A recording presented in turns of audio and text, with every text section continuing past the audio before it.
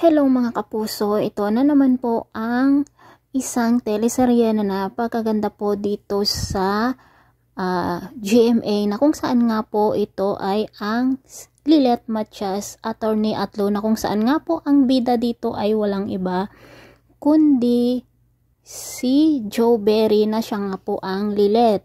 Siya po ay anak sa labas ni Ramir na kung saan nga po ito ay asawa ni Patricia na si Cheryl Cruz, at may anak sila na kung saan ay si Trixie. Sina Patricia at Trixie ay magiging o amo ni Lilet dahil nga po si Lilet ay tumira sa kanilang bahay na bilang katulong, at ang kampingan nito ay walang iba kundi si Tina. Hindi alam ni Lilet na si Ramir pala ang asawa ni Patricia, ama ni Trixie, ang kanyang ama. Walang ibang nakakaalam dito kundi si Tina lamang at si Ramir. Itinago nga nila ang sikretong ito dahil nga ayaw ni Ramir na magkagulo sila ng kanyang asawa na si Patricia. Si Lilet ay napakatalino sa kanilang eskwelahan.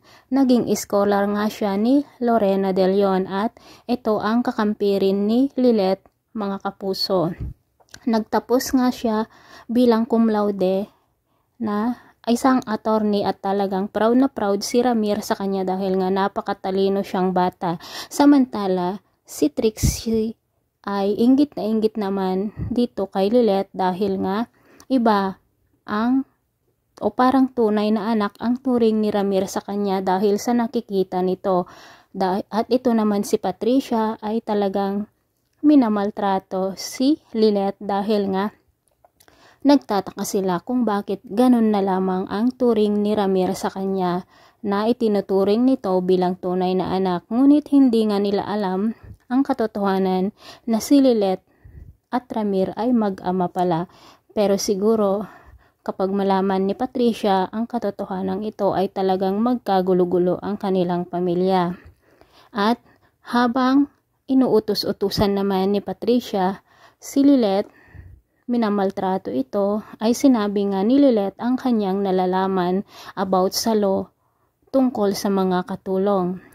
Mapagmataas naman na sinabi ni Patricia na wala pa raw siyang nababasa na argumento tungkol o agreement tungkol dito sa law na ito.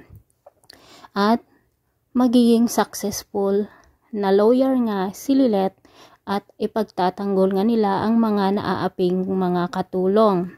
Samantala, nang ibigay nga ni Lilet dito kay Ramir ang kanyang natanggap na medalya, tuwang-tuwa naman si Ramir dahil nga nararamdaman niya sa kanyang loob na talagang napakatalino ang kanyang anak. Sinabi pa nga ni Lilet na wala daw kwenta ang kanyang ama at hindi daw deserve ng mga ito ang kanyang medalya, kung kaya't ibigay na lamang niya dito kay Ramir dahil sila nga ang nagpaaral dito kay Lilet, pero ang kapalit nito ay ang kanyang pagtatrabaho sa kanilang bahay.